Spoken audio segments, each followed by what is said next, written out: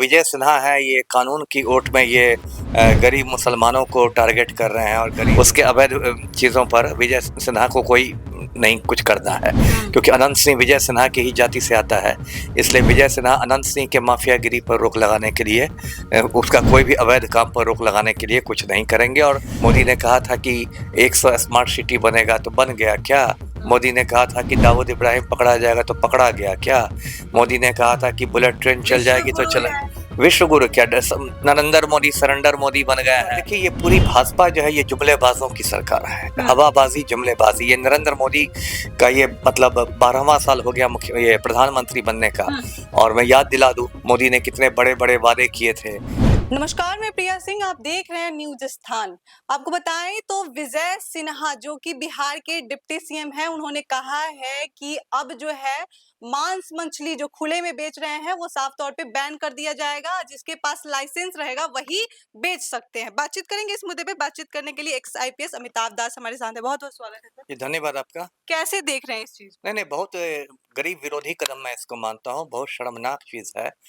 देखिए, इसमें मतलब जो विजय सिन्हा है, ये कानून की ओट में ये गरीब मुसलमानों को टारगेट कर रहे हैं और गरीब मल्लाहों को टारगेट कर रहे हैं। देखिए, जो मांस की ज़्यादातर जो दुकानें होती हैं, मीट वगैरह जो बिकती है, ज़्यादातर दुकानें गरीब मुसलमानों की होती है। और जो आपको मछली जो बेचते हैं, ज़्यादातर लोग अत्यंत पिछड़ी जाति के, मतलब जो मल्लाह लोग होते हैं, गरीब लोग होते हैं, इसमें कोई रिच आदमी नहीं बेचता है।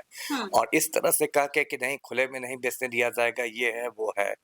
तो देखिए, बड़े-बड़े माफिया को तो टच करने की औकात नहीं है इन लोग की।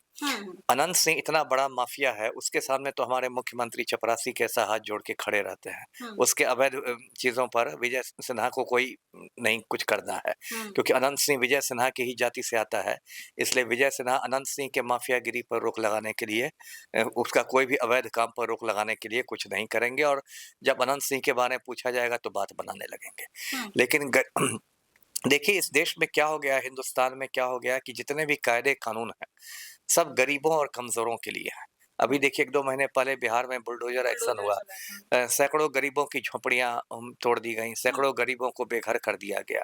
बड़े-बड़े जो बिल्डर्स हैं, बड़े-बड़े लोग, बड़ा-बड़ा मॉल जो है, होटल सब है, वो अवैध बना हुआ है। उस पर कोई टच नहीं करता है। यदि टच किया भी जाता है तो वो लोग कहीं जाके कोर्ट से स्टे ले आते हैं, फिर उसको कानूनी दाँव-पेच में फँसा देते हैं। लेकिन सारे कायदे कानून गरीबों के लिए है। तो इसलिए ये जो मतलब विजय सिन्हा ने ये कहा है कि खुले में मांस ये होगा और इसको रोक लगाई जाएगी, तो ये बिल्कुल एक गरीब विरोधी कदम है और विजय सिन्हा की सामंती सोच है। से बेचा जा रहा है, गंदगी फैल रही है, उनका हाँ, कहना है। तो क्या अनंत सिंह मतलब साफ-सफाई करवा रहे हैं क्या? अनंत सिंह बहुत महान कार्य कर रहे हैं क्या? इसलिए मैंने कहा ना कि कानून की ओट ओट में आप गरीबों को टारगेट मत कीजिए, है ना? यदि ठीक है, वो मान लीजिए गंदगी फैला रहे हैं, तो आप उसको गंदगी पर ये कंट्रोल कीजिए, ये कीजिए, है ना? पहली बात तो विजय सिन्हा स्वास्थ्य मंत्री है नहीं।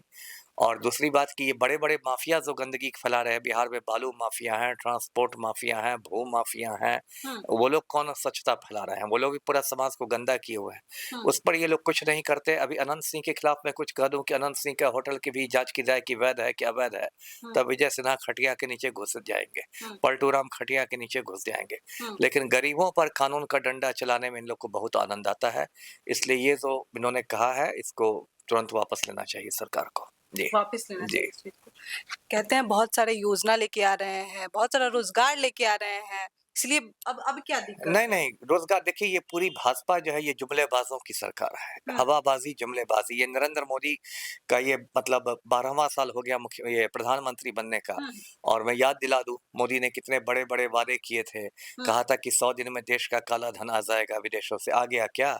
मोदी ने कहा था कि हर हिंदुस्तानी के बैंक अकाउंट में 15-15 लाख रुपए जमा हो जाएँगे, तो आ गए क्या हर हिंदुस्तानी के अकाउंट में?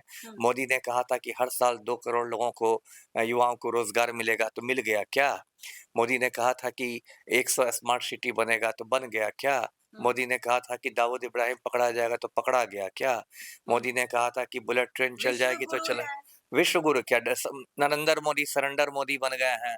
डोनाल्ड ट्रंप का चपरासी बन के काम कर रहे हैं। डोनाल्ड ट्रंप कहता है कि ऑपरेशन सिंदूर बंद किया जाए तो मोदी ऑपरेशन सिंदूर रोक देते हैं। डोनाल्ड ट्रंप कहता है कि रूस से कच्चा तेल खरीदना बंद किया जाए तो सरेंडर मोदी कच्चा तेल खरीदना बंद कर देते हैं।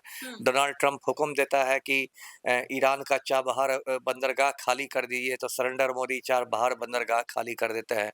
डोनाल्ड ट्रंप हुक्म देता है कि अमेरिका के दुग्ध और कृषि उत्पादों पर जीरो टैरिफ लगाया जाए तो सरेंडर मोदी वो मान जाते हैं। तो अभी तो जो हमारे प्रधानमंत्री हैं नरेंद्र मोदी सरेंडर मोदी बन गए हैं और डोनाल्ड ट्रंप के आज्ञाकारी चपरासी बन के काम कर रहे हैं। तो विश्व गुरु तो नहीं बना, भारत विश्व चेला जरूर बन गया है। विश्व चेला बन गया है जी। चलिए, तो इस खबर में इतना ही। इस खबर से क्या सोचते हैं आप हमें कमेंट बॉक्स में ज़रूर बताएँ। तब तक के लिए धन्यवाद।